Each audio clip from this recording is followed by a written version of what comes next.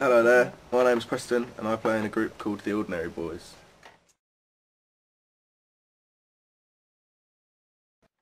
I'm not sure why that is, because we get a really different sort of fan base over there, whereas in England it's all kind of hooligans and louts that like us, and sort of just beer swilling football thugs that listen to the music, whereas in the East it seems to be people who kind of really take notice of the lyrics and kind of really again, like we obsess over other bands, it seems to be people who really like obsess over it and like to kind of know every detail and like to sort of know what make of underpants we wear and stuff like that. So it's just you know, I mean, which is lovely. I mean, I much prefer the fans in the East, I think, to the fans over here.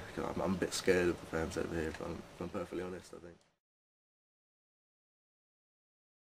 that's the best way to do it. It's especially people at gigs and stuff like that. I think that I want to sing about things that people do think about and care about, and I think it's stupid just singing all these like pointless love songs that they just don't need to exist. I think a song should be written because it needs to exist. We all do. We talk a lot. We just kind of we have quite sort of proper discussions. I think it's really important to talk about serious things. I think people spend too much time just having the same conversations with the same people. You know, you go to work and, hello, how are you? I'm alright, thanks. What are you up to? Not a lot. What did you do last night? Watched EastEnders. And it's just like, that's the same conversation you have every day. I think it's more important to try and think of something a little bit more worthwhile to talk about. Stevie Wonder, I'd say. I mean, even though he did go a bit dodgy in the 80s, but and he has recently done a duet with Blue, who are probably the worst band ever. But his work in the 70s is just the most inspirational work ever. It's just he gets this kind of, because he plays the drums, he sings, he produces it, he plays all the keyboards and you know, writes all the songs. I hate most current bands, to be honest. And I think I always get, because I don't like being this person that just slags off other bands, so I try not to slag off other bands, but all this whole British invasion so-called thing, I just think all the bands are terrible. But I think there's a few that kind of, for me, are really, really good, and they don't really get that much recognition. One of them being a band called The Cribs, who are going to support us on the next tour, and we've done gigs with them before, and they write these incredible pop songs, but they recorded their album in 2 days, which is like 12 songs in 2 days. It's utterly ridiculous, and the songs are amazing. And Edwyn Collins from Orange Juice is producing their new album, which is brilliant. I've heard a bit of it, and I just think if any band deserves to be massive, then I think it's The Cribs. James bought me and William for our flat. He bought us a Beatles gold disc for a Hard Day's Night. We've got it up in our front room. It's just the best gift I've ever had in my whole life. And I only bought him silly presents. I feel really bad. I bought him like this really stupid slap bass DVD for how to play slap bass on guitar, even though slap bass is the worst. And he bought me a really amazing Beatles gold disc, so I might have to buy something. It's my birthday on Sunday as well. Oh. So I don't know, I might get something else for my birthday. Probably having Terry Hall from The Specials. He came on stage with us in London and sung Little Bitch, and he hasn't sung it in 26 years. So I just, you know, that's just, it was ridiculous. I couldn't believe that it happened. It was one of those really surreal kind of dreamlike moments where we were just doing probably the best gig we've ever had in London, and everyone was going mental. And then I got to announce Terry Hall coming on stage, and he sung the whole song. And it was just absolutely brilliant. I'm not a very spiritual person at all.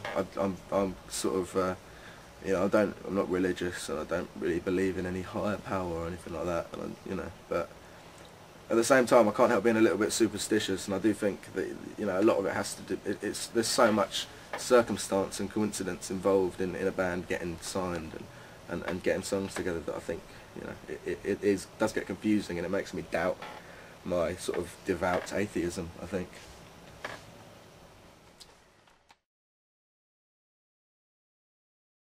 I think UK garage will start getting really big.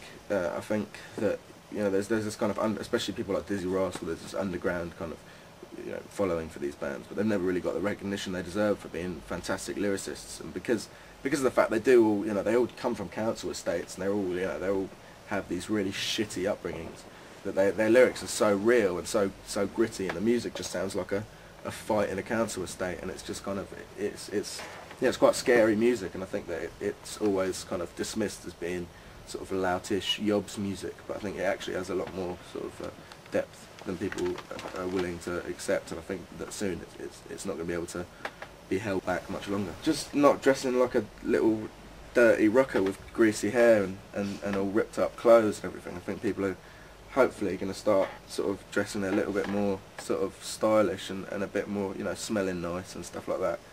And I just think that, you know, people take you more seriously if you wear a shirt and a suit or whatever than if you wear a dirty t-shirt with some stupid slogan on it and rips in your knees and like stupid boots and everything.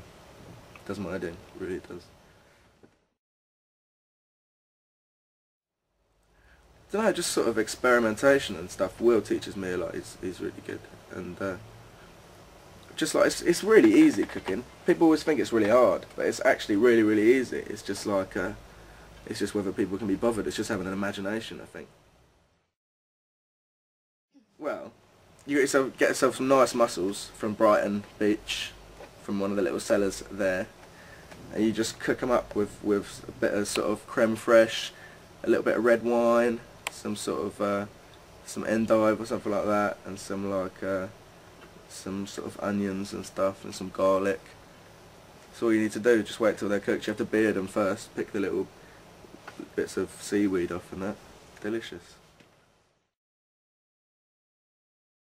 His name's Simon Goldring, and he's just a mate. He's just a sort of friend of a friend, and like I went out with him once, and he was really funny, and like he's and then I heard he played drums. He's absolutely fucking brilliant at the drums. It's amazing, and he loves the Clash, and he loves sort of old reggae, and he loves Motown.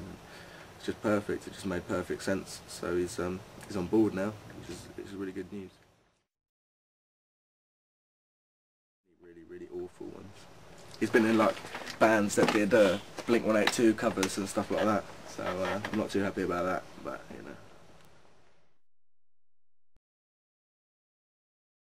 I think we did Weekend Revolution. We wrote in the studio, and that's the only one we wrote in the studio. So and that was the one with the more sort of Motown-y bass line and everything. So I think that was where that influence was sort of coming to light a bit.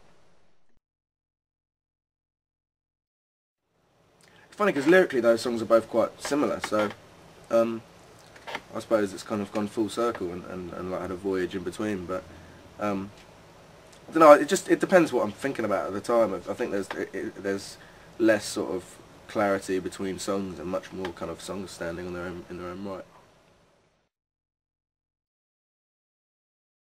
I don't know. Like I wrote this song Hand in Hand, which is a B-side to Week In Week Out, and it was the first sort of love song I ever wrote, and it was really hard for me to do because I'd never done that before, and I'm not, you know, I'm pretty rubbish when it comes to romance. Would never claim to be an expert by any means, and I wrote it, we recorded it, literally the day after we recorded it I split up with the girl I wrote it about, and then we had to play it live and everything, and it was just the most horrible thing ever, having to play this like really romantic song live about this girl who fucking done me over. So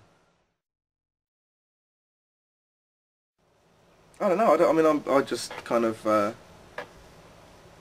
I would never sort of think of a goal as being unrealistic, because as soon as I decide I'm going to do something, then I have to do it, or else, well, I just have to do it. Everything I've ever sort of set out to do, I've done, really. I find it hard to kind of to think, oh well, you know, I can't do that.